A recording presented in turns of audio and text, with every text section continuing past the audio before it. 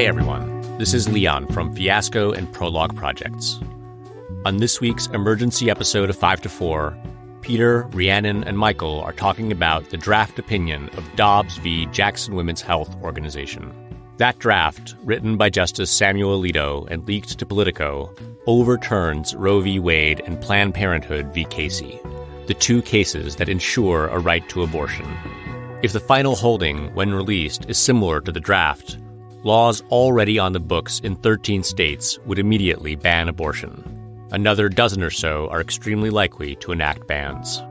This is 5 to 4, a podcast about how much the Supreme Court sucks.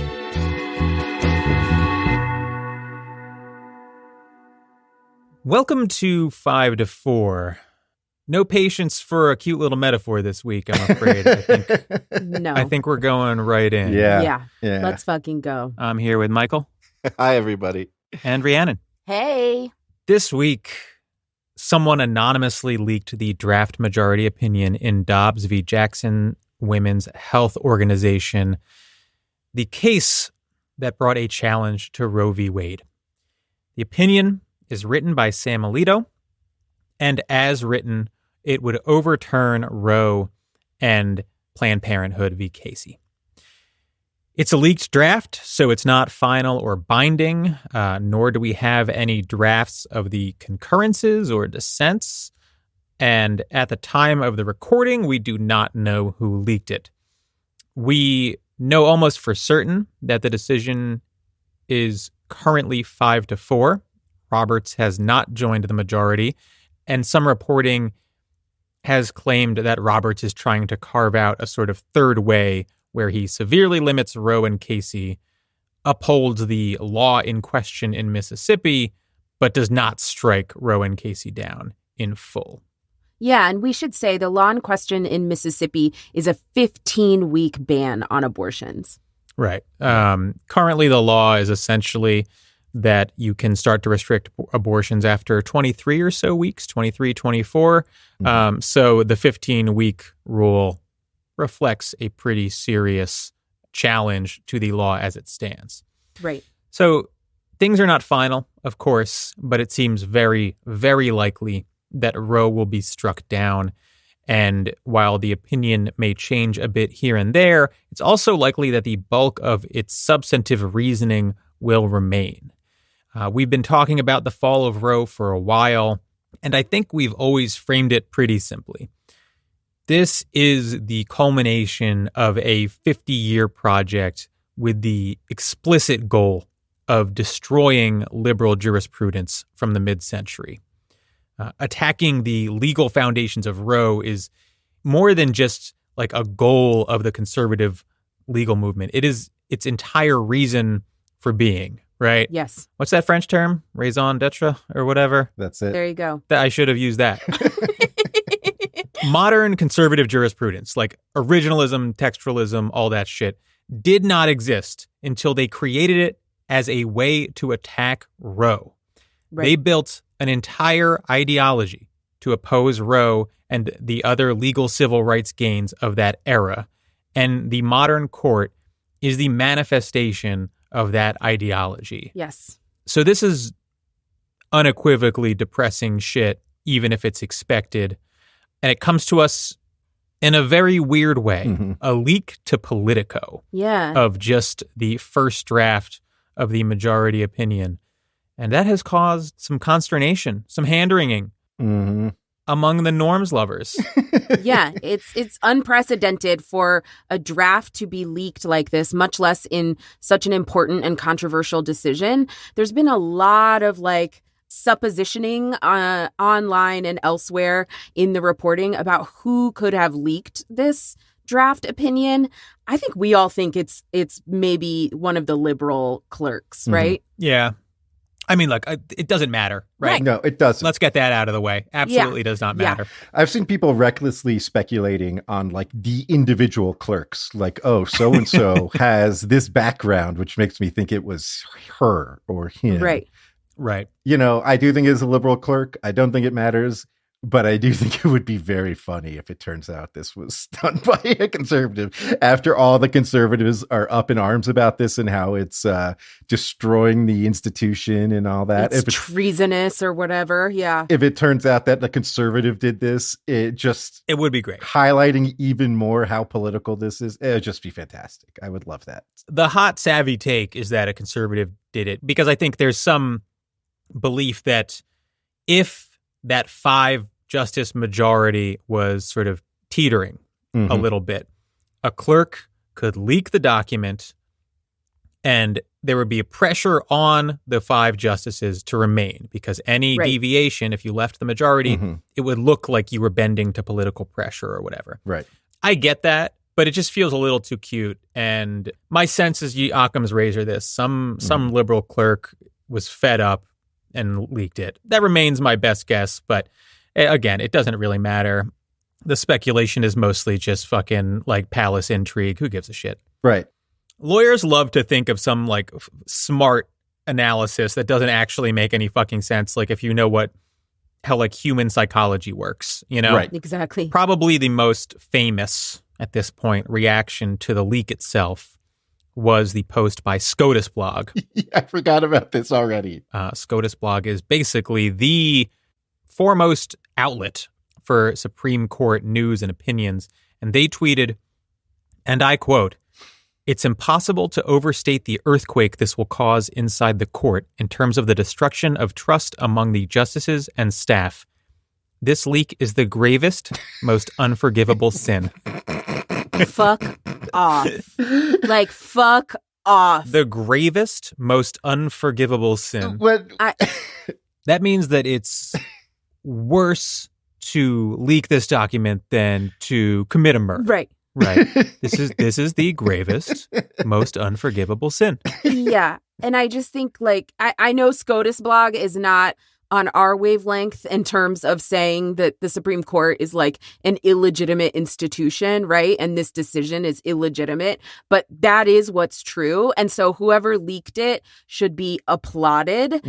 Showing the court for what it is important, and what it is garbage. Yeah, liberal or conservative, hats off to you for pulling back the curtain. Right. And exposing the truth of the matter. I think it's useful. I think that there is genuinely no real coherent defense of why this shit isn't transparent to begin with. Right. Drafts of legislation are generally public. Yeah. That's not something that's hidden from the public. Why this in particular needs to be confidential, from what I can tell, boils down to we want to sort of maintain an air of intrigue and mystery around the court so that the sort of like aura of our 9 elders who know exactly what they're doing can be maintained, can be perpetuated. Who gives a shit about that? It's sanctimonious bullshit. Absolutely. Absolutely. The first time I saw that tweet, I started reading it and like literally was like, wow, SCOTUS blog actually taking a stand for once, because I just assumed it was about overturning Roe v. Wade. Right, Talked about a seismic event, an earthquake. I was like, yeah, it is. You're right. Good for you. And then you know, it's like, oh, you had me there for a minute, right? Like then I read the second half of the tweet and I was like, what the fuck are you talking about? Like, what planet are you on? Nobody cares about that. This is why we are a successful podcast, because the fucking media coverage dedicated to the court is god awful. Just a bunch of bootlicking fucking losers. Right. Yeah. The New York Times headlines earlier today were all about the leak. Who leaked it, and Robert's investigation into the leak. And it was just like, you fucking kidding me? Who cares? Do you think anybody other than like conservative law professors give a shit about this? They are overturning Roe. Can we talk about that? Yes. Can we talk about this project? Like, why are we talking about who leaked it and how to find out? Yeah. And the fact that conservatives have been talking about the leak so much makes it pretty clear that they are not excited to talk at length in the public sphere about abortion rights. That's right. And that makes me think we should be talking in the public sphere about abortion rights perhaps as much as possible. Yes. Yeah. So on to the opinion itself. By the way, guys, I've once again gotten so angry that my dog has come to comfort me. He's just like, are you okay? Are you okay? So let's talk about the opinion itself. Again, it's not final, but I wouldn't anticipate any major substantive changes to it. Right. Yeah. Mm-hmm. So before we talk about the opinion, I think, Ree, you're going to do a substantive due process for dummies. Yeah, let's do substantive due process 101 real quick, just if you don't know, because Alito spends a lot of time on this portion of the decision, and this is kind of the meaty legal part. So substantive due process is what Roe v. Wade is predicated on, and this is kind of breaking it down.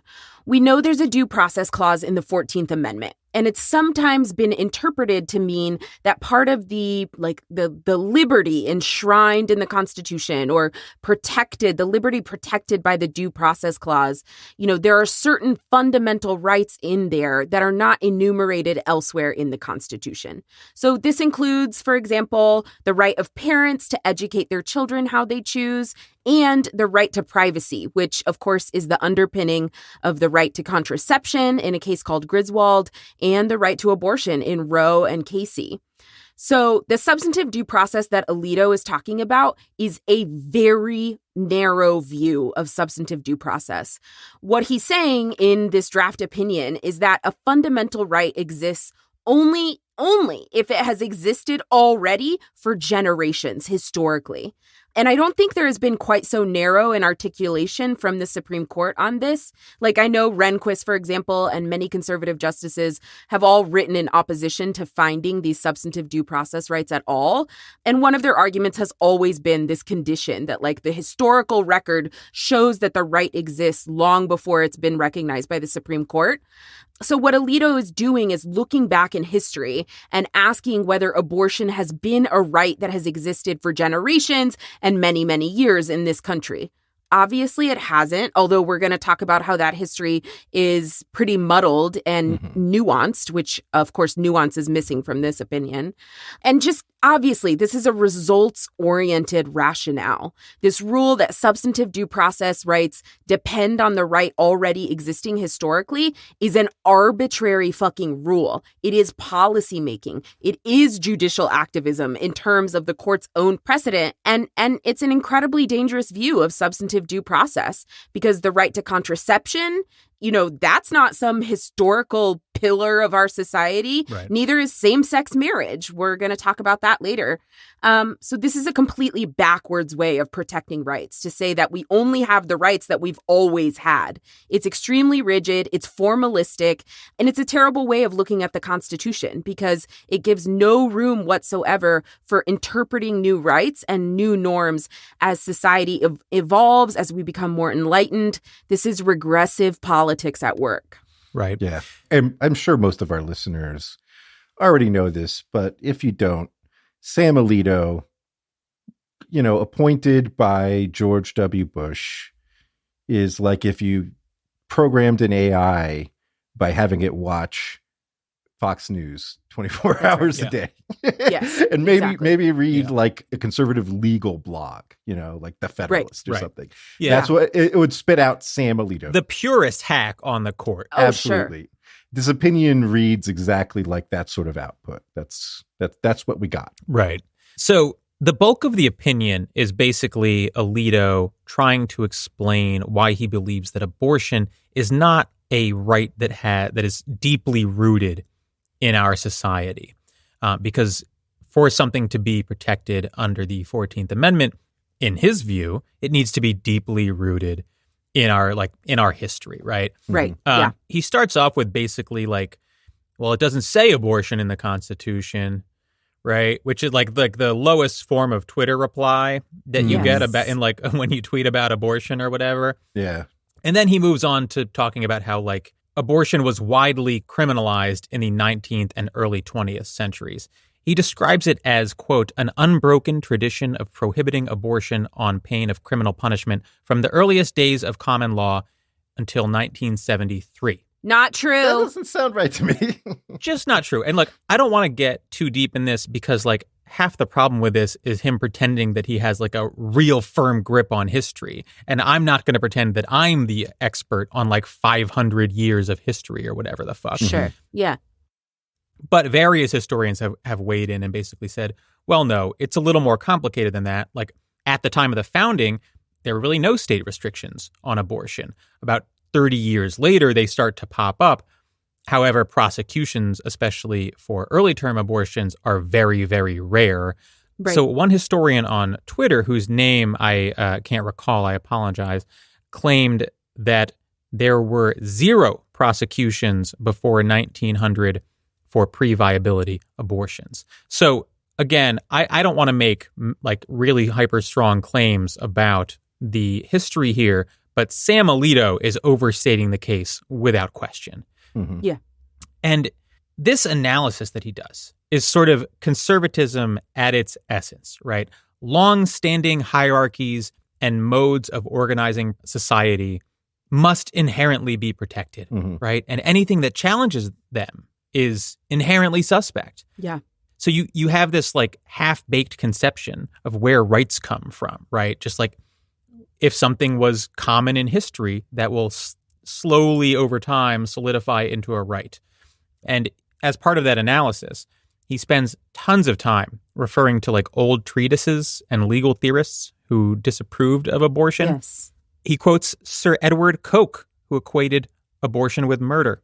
He quotes Sir Matthew Hale, who described abortion as a great crime.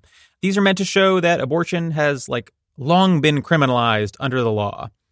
But Edward Coke died in 1634. Why the fuck do we care what he thought? Matthew Hale died in 1676. Did they even have soap back then? Like these guys were like trying to turn lead into gold. Right, exactly. Like, while Matthew Hale was alive, he had at least 2 women executed for witchcraft. Great. And here he is in 2022 weighing upon our rights. Incredible. Yeah. Alito is trying to make this case that fundamental rights are those that have long-standing roots in our legal tradition, and abortion is just not one of them, which seems like a straightforward argument, but is making some very big assumptions. First, like we're saying, I think you can reject off the bat the idea that for something to be a fundamental right, it must have been respected for hundreds of years prior, right? That's nonsense that places weight in the beliefs of morons who believed in witchcraft, who invested their life savings with the local alchemist. Yes. Right? Alito is citing Edward Coke, born in 1552. Yes. 1552. Dude thought the sun revolved around the earth. No joke. Who gives a shit what he thinks about abortion? Exactly. Alito says, quote, in interpreting what is meant by the 14th Amendment's reference to liberty, we must guard against the natural human tendency to confuse what the amendment protects with our own ardent views about the liberty that Americans should enjoy. No, motherfucker, we don't have to do that. That's a policy decision, right? That's completely arbitrary. This shit is made up. I think reading this opinion really highlights they are making this up as they go because they want the result. You know, something that's interesting that literally is a thought that just occurred to me right now. So it's a little half-baked. But they get to do this because their idea of like where your conception of liberty gets to be broad and gets to be very sort of ambiguous and you get to really play around in the gray areas is in the exercise of religion, right? Right. And that's why the First Amendment and speech for that matter, that's why the First Amendment has become so big. It's because if you don't want to wear a mask, instead of saying, well, that's an infringement on my personal liberty, you say, my religious conscience is being, imposed upon. And the Supreme Court is like, wow, well, that's a big deal. Your religious conscience. What a harrowing journey. We need to deploy military subs that have people not wearing masks in them. And I'm overruling the generals on this matter, right? Like that's where they do this. They just do this same thing they're accusing liberals of elsewhere. they use the First Amendment instead of the 14th Amendment. Yes. Right.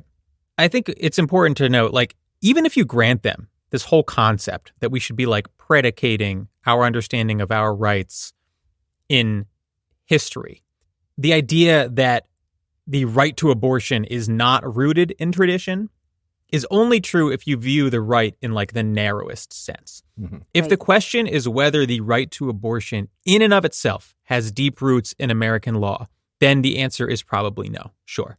But if the question is whether the rights to privacy and bodily autonomy have deep roots in American law, then the answer is unequivocally yes, right? Right. Mm-hmm. You see it in various constitutional amendments. You see it in the first, the second, the third, the fourth. And then the question becomes, does the right to abortion constitute a subset of those rights to privacy and bodily autonomy? And of course it does. Of course it does.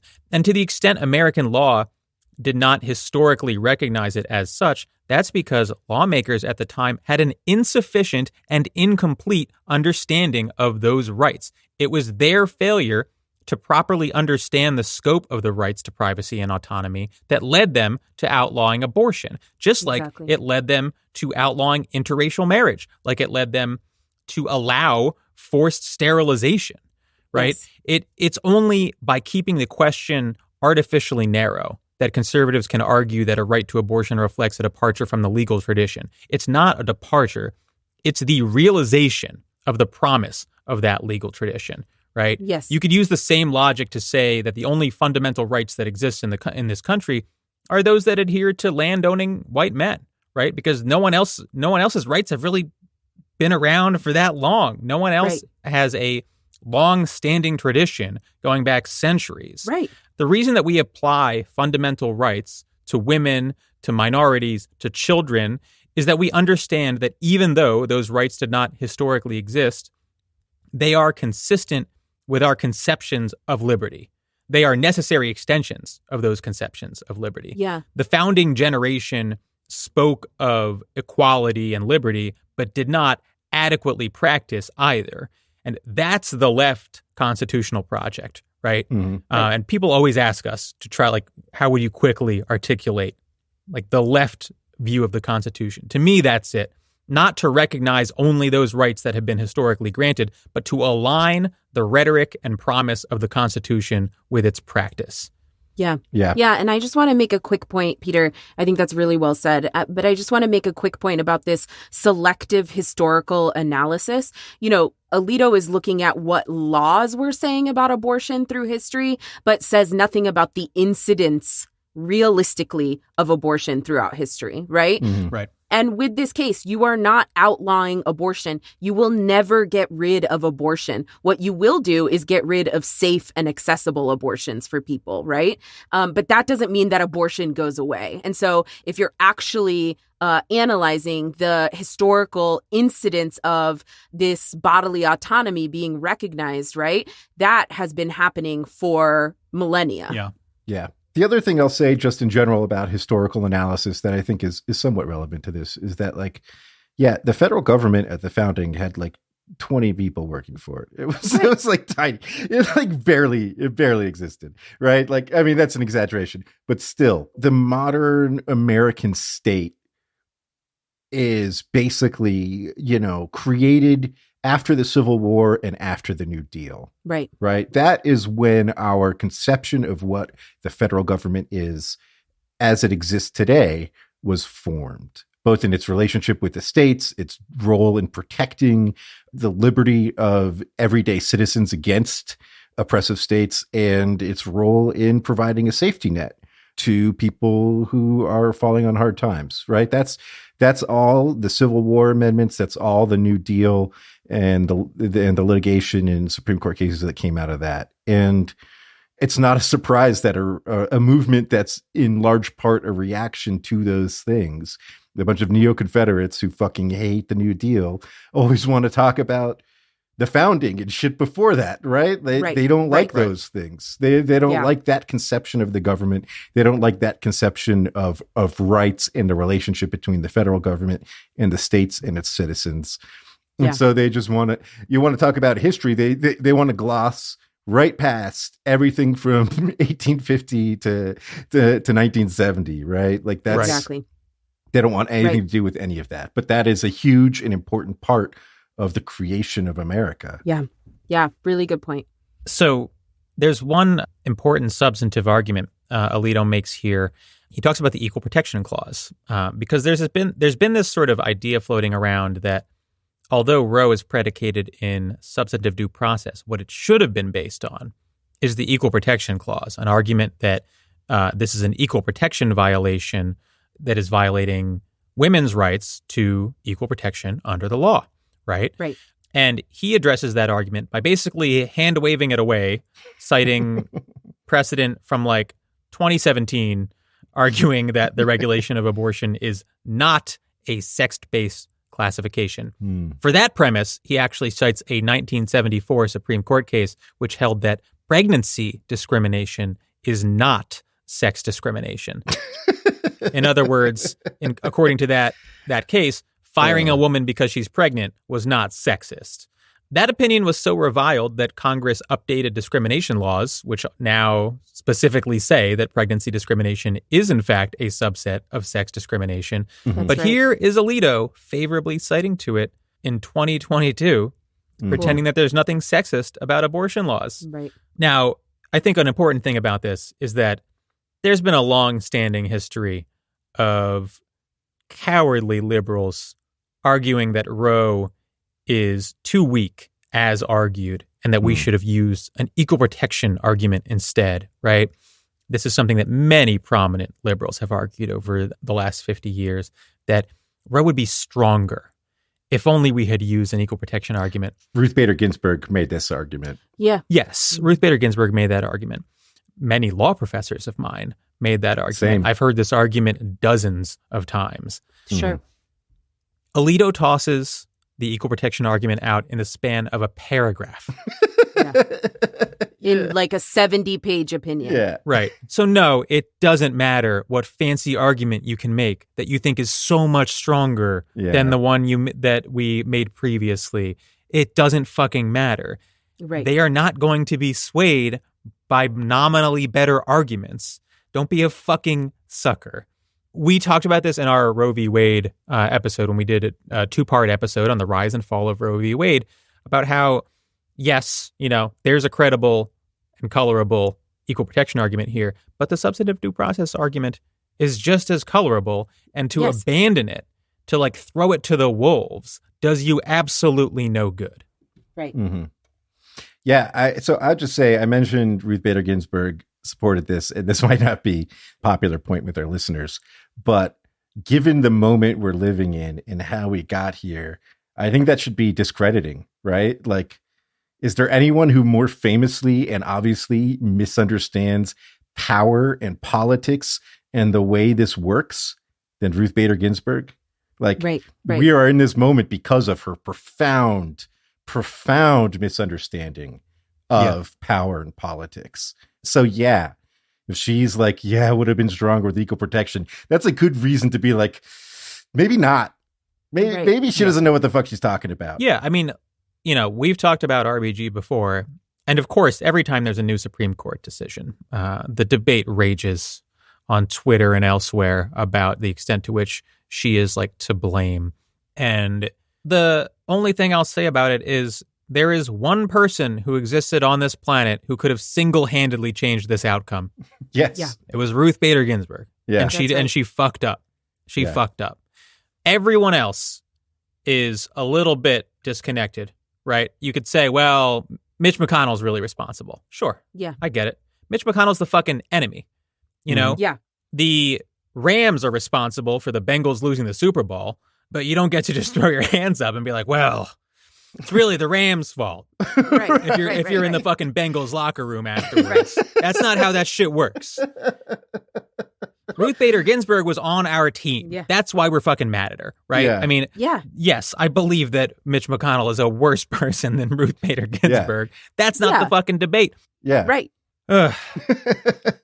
Look, I think it might be a good time to go over just a handful of the many unreal offensive things that exist in this opinion. Oh, God.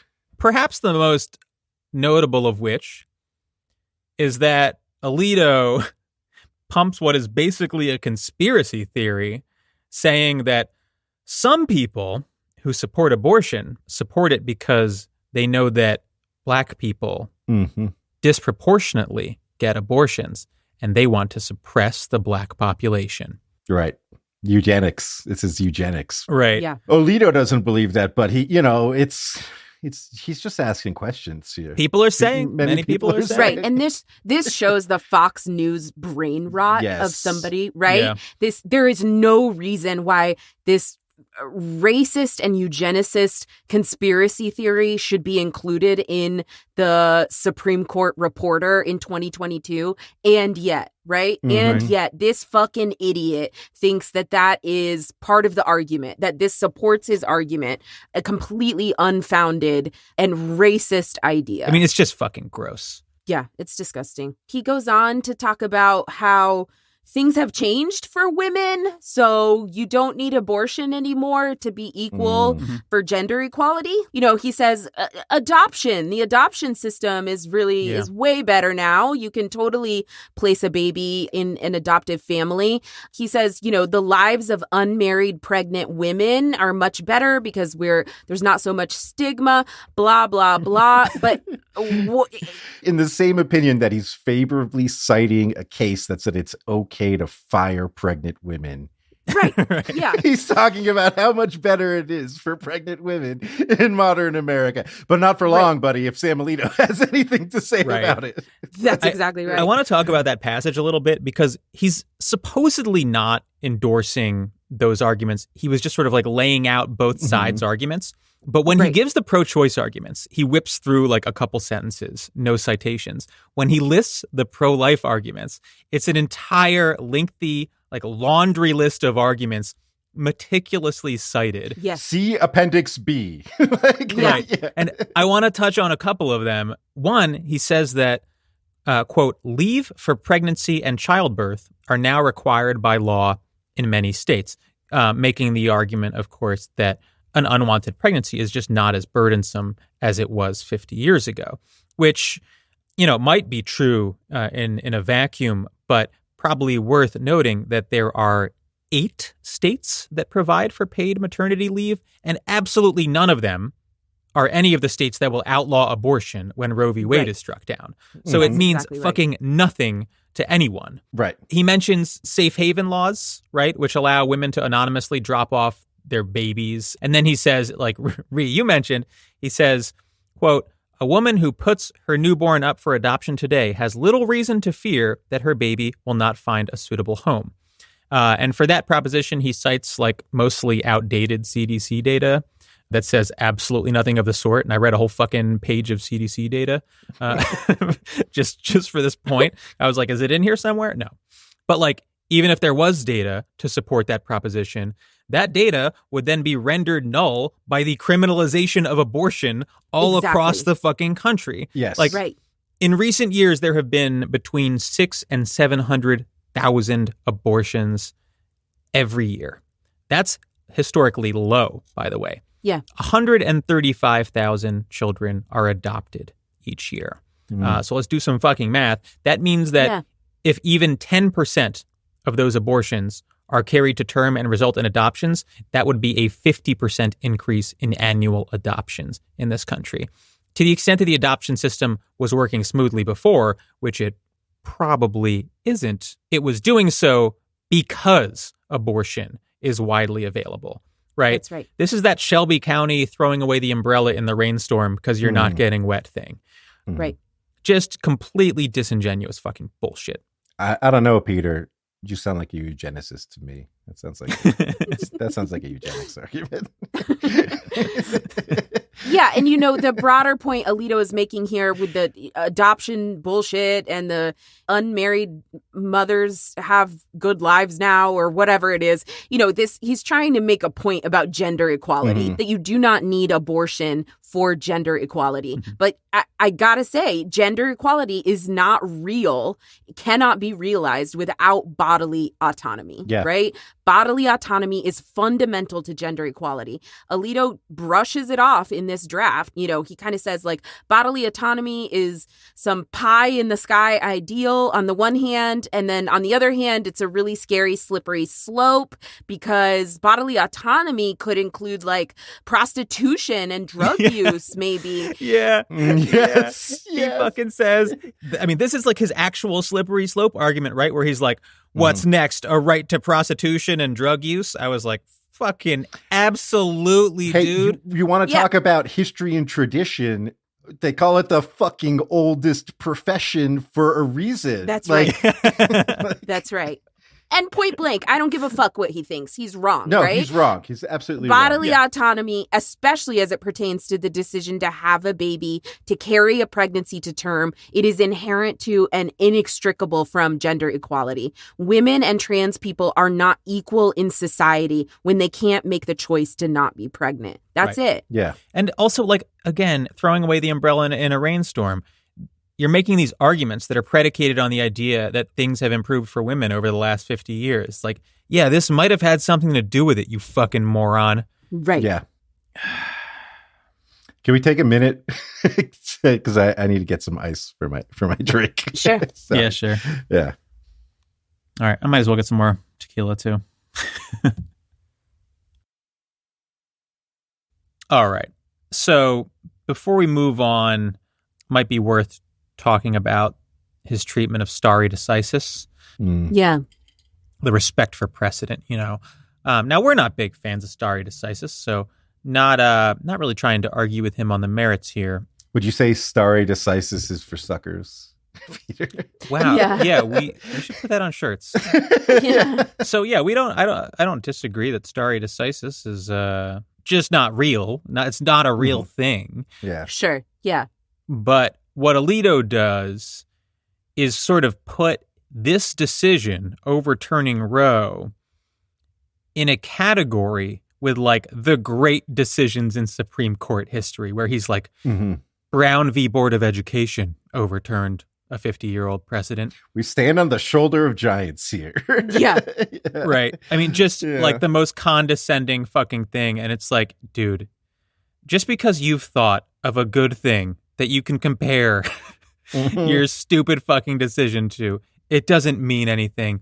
Right. Not to mention, this is removing liberty from people. Yeah. Right. I mean, like this is just the fucking drill tweet. Like there is a difference between good things and bad things, dude. Yeah. That's right. Sorry. Yeah. Sorry. Yeah. Well, there's that white nationalist organization VDARE, right? Which recently came out. Their like leader used to report directly to Murdoch at Fox News or whatever.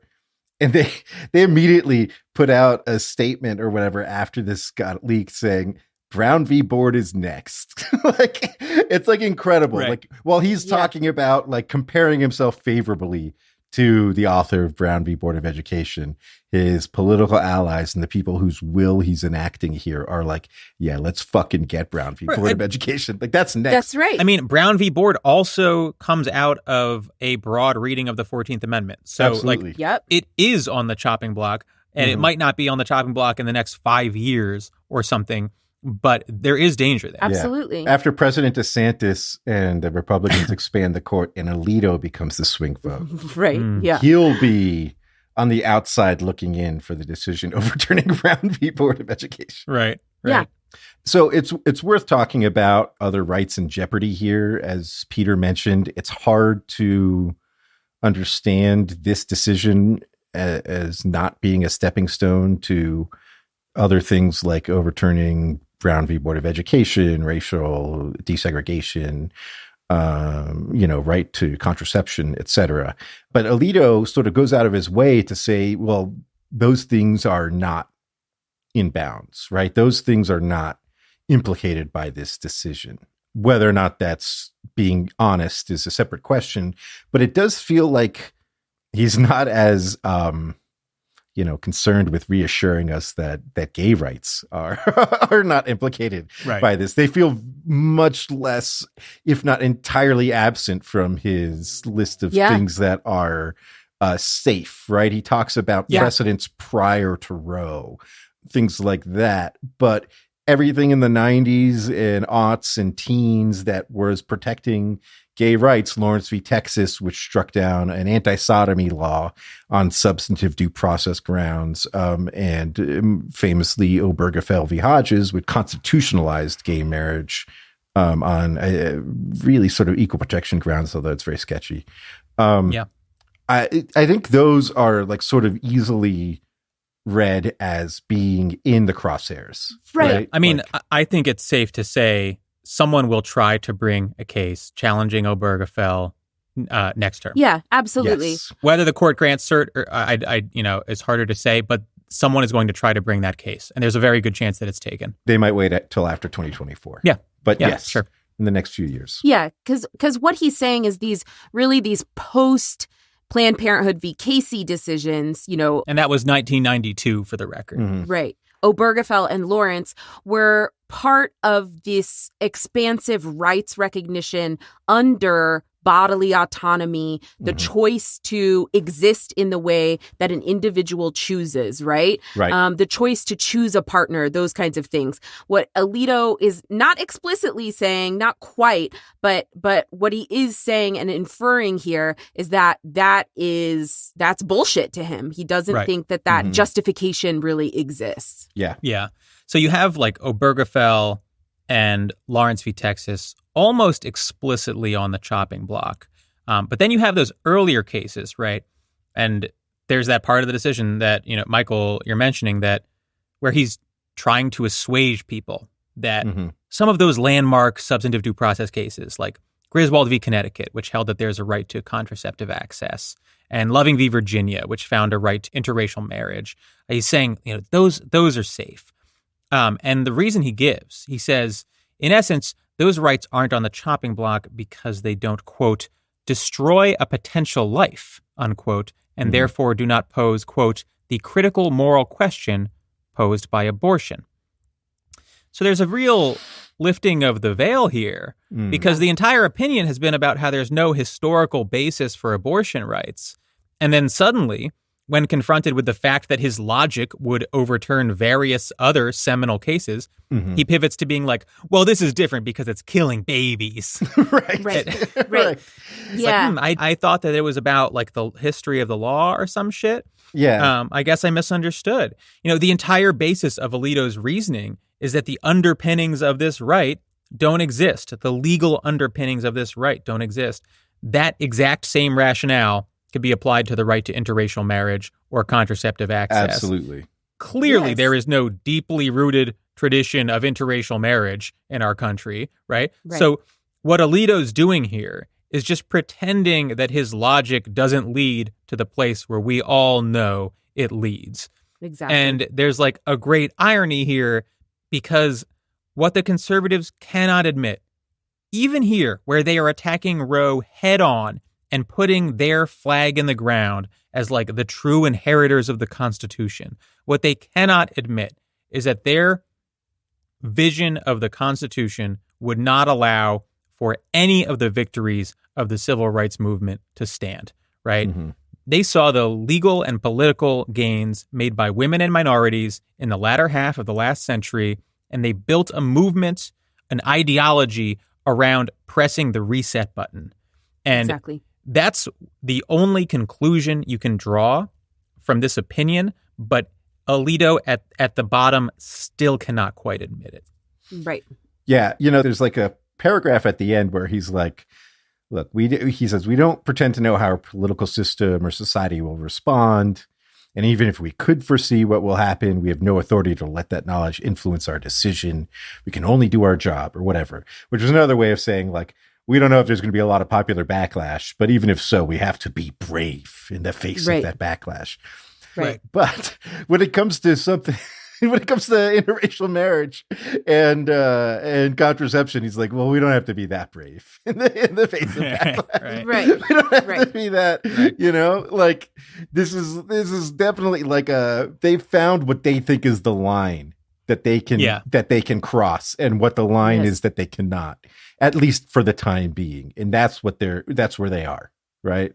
Yeah, absolutely. This also ties into like a really annoying thing that Alito does, where when he's talking about the Mississippi law that's at issue in this case, the 15-week abortion ban, he starts quoting heavily from the law, and the law itself, the statute, calls fetuses, quote, unborn human beings. Mm-hmm. And so Alito starts to repeat that. Yeah. And like, motherfucker, you don't think that's political? Like, that's not what doctors call fetuses. That's not what medical literature says. That's not what our scientific facts state. I think you mean abortionists, right. Which is the term that he uses all throughout the opinion for abortion providers. Zygotes have rights, Rhiannon. Yes, right. And so, this selective use of obviously sort of politically charged language is just completely belies, right? Again, this results-oriented thinking and the Fox News brain rot. Mm-hmm. Yeah. So I think we should probably talk a bit about what will happen when this opinion drops, assuming that things stay basically the same. The most immediate effect is that trigger laws will be triggered. There are 13 states that have what are called trigger laws, which are laws that say when Roe v. Wade is overturned, an abortion ban will be in place in this state. There are also states that have old anti-abortion laws from before Roe still on the books, which will then be in effect once Roe is overturned. So we're looking at huge swaths of the country who will suddenly be denied abortion access. That's the immediate impact here. That's right. You are also looking at, I imagine, a bit of a battle between red and blue states, where red states crack down in previously unheard of and unthought of ways on abortion rights, while blue states try to accommodate and fund, etc. One of these sort of new developments is that it looks like red states are going to try to limit who can even leave their state to get an abortion. I think Missouri is already trying that, right? That's right, which will implicate the right to interstate travel, a right that has been upheld by the Supreme Court, but not hard to see it falling in this context. So there are certainly battles to come about the ability of people who are in states that will soon outlaw abortion to leave those states and go get abortions elsewhere. Yeah, there's other really big implications by those kinds of laws, too. I mean, people travel between states, and states have different criminal laws all the time, right? I'm thinking about people who go to Colorado or California and smoke weed, right? Or buy legalized marijuana. And so there's a lot that's implicated by these kinds of laws that are very complicated. Yeah, I mean, and could lead to a less holistic country, right? Yeah. A country that looks more like 50 very different states with very different regimes, rather than a single country with states that have, laws that largely speaking are not impacting travelers between those states. Yeah. Yeah, this one, I might end up looking stupid for saying this, and you're never going to make money betting on the conservatives blinking in instances like this. But I think the conservatives are far more likely to hold that, like, fetuses are human beings and they have rights, and therefore abortion is expressly prohibited by the Constitution's protection of life, liberty, and property, right? And particularly its protection of life in the 14th Amendment. I think they'll say, like, the right to travel is fundamental and blah, blah, blah, blah, blah. And like, the right to travel is something that's, like, got a very firm rooted tradition in our jurisprudence. And I don't think they'll do that, but I do think they would go further, right? I think that say blue states, you can't do this. Like, those are human beings and they have rights too. Yeah, I mean, I think that's the next, because they don't have Congress and the presidency right now. Mm-hmm. So obviously, once they have Congress and the presidency, the real risk is that they pass a national abortion ban. Mm-hmm. The risk until then is that they bring a legal challenge claiming that there is a sort of fetal personhood, right? Right. Fetuses are entitled to certain rights, and therefore abortion must be banned nationwide.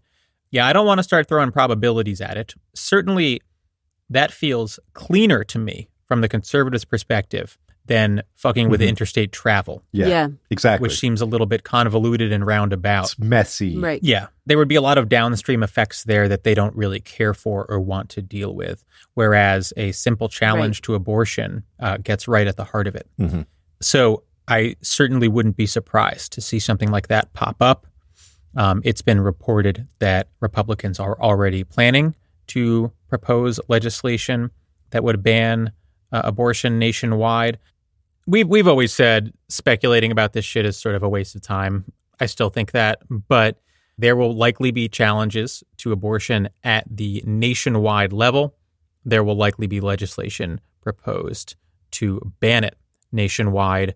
Exactly when and how those manifest, I don't know, but they're not going to rest on their laurels and they're not going to retreat. That's just not how these things work. Yeah, reactionaries are never satisfied, right? There's always another group to push down. There's always another group to oppress or to. I mean, even here, when we know that Roe is about to be overturned, they're still framing themselves as the fucking victims because the outcome was leaked. Yes. There is nothing that they won't hang their victimhood on. Yeah. So I think it might be worth, before we sign off, talking about the Democrats, the political party, the Democrats, if you guys are familiar. Minor political party in America. Ostensibly the party protective of the right to reproductive freedom. That's right. Not to mention the party that is in control of the legislature and the presidency right now. Two Pinocchios. Well, it's a bicameral legislature. Do they control both houses of the legislature? Oh, they do. That's interesting. That's my mistake. Yep. Yeah, but what is control?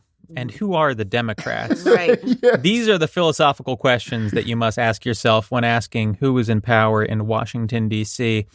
The Democrats are a pathetic group of absolute fucking losers. That they have allowed this to happen without a fucking whisper is unreal. And I'm not saying that there are like clean and clear solutions that if you just popped me into the Oval Office, that I could solve these problems. I could not. This is a problem going back decades. And that is why the most prominent voices from the establishment Democrats have all been saying, well, this is all the more reason to get out there and vote. Yep. And it's like, I don't want to deny obvious realities, right? Like Manchin and Sinema standing in the way of overcoming a filibuster, right? That is simply the world that we live in. I get it. But when you have people shouting, vote at you every 2 years in perpetuity, and things still get worse, and the other side is doing better, and when we try to vote, it gets fucking harder because the court is intentionally making it harder to vote. At some point, people are going to throw their fucking hands up, and the fascists are going to run all fucking over you. And it seems to me like a lot of the response from the Democrats is their way of avoiding having to say, hey, we have been outmaneuvered and outsmarted for decades on end, and we have found ourselves without a meaningful grip on power, despite having the presidency and 2 houses of Congress. And we don't know what to do. And that is, I think, the reality of the situation. There is no appetite because they have been building this ineffectual big tent since the 80s. There is no appetite for any meaningful reform of the court or anything fucking else. And we are stuck with these natural-born losers, right? Joe Biden put out a statement. Let me pull up the Biden statement. Joe Biden put out a statement that essentially just says, A, I'm a big pro-choice guy, and B, quote, if the court does overturn Roe, it will fall on our nation's elected officials at all levels of government to protect a woman's right to choose. And it will fall on voters to elect pro-choice officials this November. At the federal level, we will need more pro-choice senators and a pro-choice majority in the House to adopt legislation that codifies Roe, which I will work to pass and sign into law. So essentially saying we do not have a play. Right. The only thing being discussed right now is the codification of Roe, passing a law that says there is a federal right to an abortion. I want to go on record saying two things. One, I support that law. Two, it will be struck down. That's right. By the Supreme Court. On the basis that Congress does not have the authority to regulate on abortion at the federal level.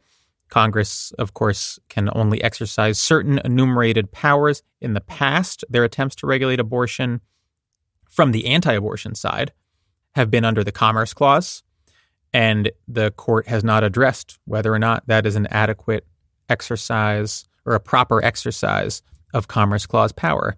They will say, no, it is not, if the Democratic Congress tries to do it. That said, to be seen fighting for people who feel like no one is fighting for them is worth something, both politically and I think, I don't want to get too corny, but like emotional, spiritual level in a country where I think people from the center left on feel completely abandoned by the government and by their elected officials. Right. Yeah, for as long as I've been an adult, for decades, a part of the Democratic pitch in national elections and especially presidential elections has been, hey, but what about the Supreme Court? Right? You have to worry about the Supreme Court. The president appoints justices to the Supreme Court. We might have some openings, blah, blah, blah. That's been the case for 20 plus years. But what has been their agenda with the courts, right? Like that hasn't been successful nearly to the extent that focusing on the courts has been successful to the right, because the right wing has a fucking positive agenda that they act on aggressively when they're in power. Right? Yes. They know what they want to do with the courts. They identify people who will help them do that with the courts, and they fucking put those people on the courts en masse. They do everything they can to make sure those are the only people on the courts. Yeah. Right? That's what they do. What do the Democrats do? What's their fucking agenda? What's their constitution in exile? Right? What is their vision of the country that their ideal Supreme Court would, exemplify, would help make real? Right? That doesn't exist. When I asked Sheldon Whitehouse about this, who's one of the better senators, he was like, that's what makes us the good guys, that we don't have something like that. We don't have an agenda. Like, fuck off. Right. Like you're telling people that the courts are important and your agenda with the courts is nothing. TBD. Is like this page left intentionally blank. Like, what the fuck? You want to know something you could do right now about this? There's something called a blue slip in the Senate. A blue slip is in the process of nominating and confirming a judge. The home state senator gets to express concerns and essentially have a veto on any judge that's appointed in their state. Now, blue slips have existed for a while. During the Trump era, they basically stopped respecting those for circuit courts of appeals.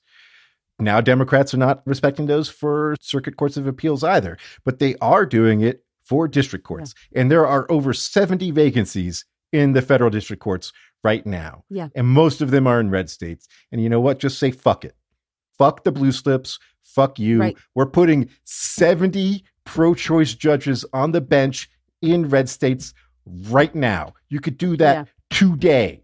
Like, don't tell me you can't find fucking 70 nominees. Like, there are thousands of Democratic donors and law professors and whatever who can do that job. Like, fucking do it. Just do it. Right. You can introduce a court packing or other court reform bill. You have a 250-page report detailing all sorts of different court reforms that you put together.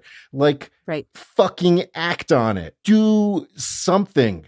And you know what? If you lose the vote on that, you say, well, this is why you vote for us in November. Look, we were 3 votes shy. We get those 3 votes. This is what we're passing. Yeah. And this is why we're passing it, because we have a vision for the courts. They don't do that. They're not interested in that. And maybe that's not a winning play, but you can't then turn around and bemoan that, voters aren't turning out for you. Right. Oh, they didn't show up despite the court. They've been blaming it on the fucking voters forever, man. I fucking worked for Obama. I've given so much money to the Democrats, man. Yeah. I've given a lot of money to Democrats in my life. I've volunteered. I've knocked on doors. Me too, although 100% to Bernie. Since Joe Biden tweeted out his Roe statement earlier today, he's tweeted 5 times about Ukraine. Fuck off, dude. We're doing jack shit, and people see it and feel it.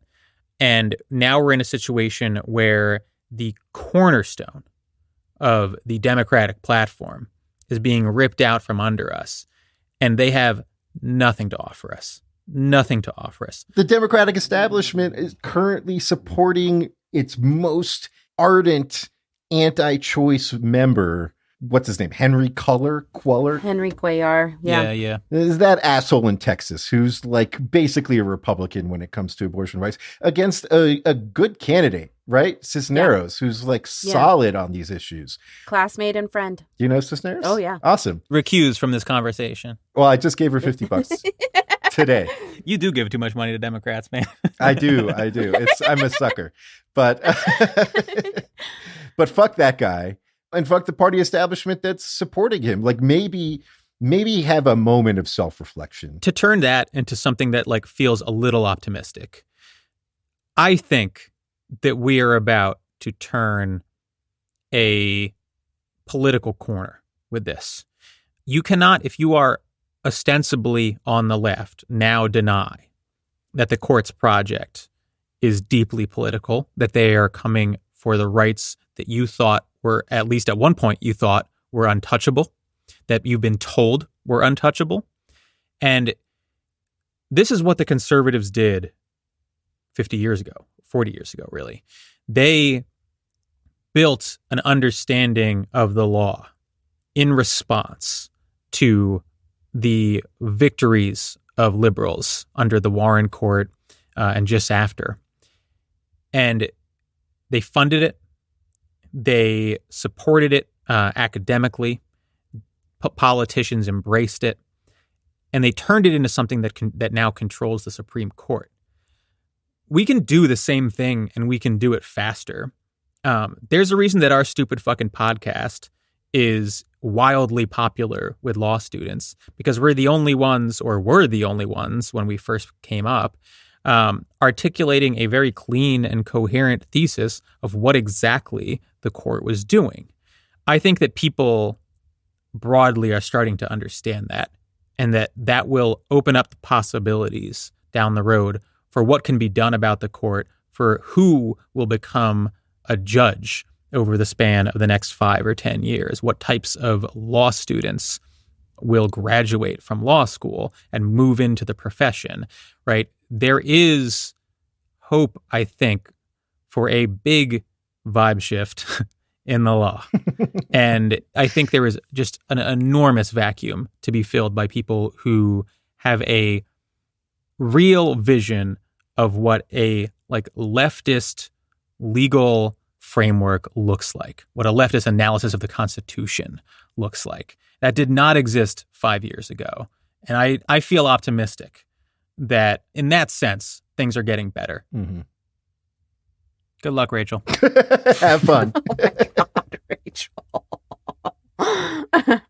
Oh, how do we outro? Next week.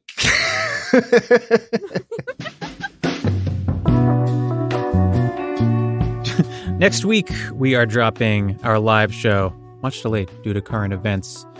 If you are a new listener, check out our back catalog. Mostly just one awful Supreme Court case after another. We also did a 2-part series we mentioned earlier called The Rise and Fall of Roe v. Wade, our effort at a deep dive into abortion rights in American law. Follow us on Twitter at 54pod. Subscribe to our Patreon, patreon.com/54pod, all spelled out. Take care of yourself and donate to an abortion fund. Not the Democrats, just Michael, please stop. This is an intervention. Cisneros seems great. Jesus Christ. We'll see you next week. 5 to 4 is presented by Prologue Projects. This episode was produced by Rachel Ward with editorial support from Leon Nafok and Andrew Parsons. Our artwork is by Teddy Blanks at Chips NY, and our theme song is by Spatial Relations.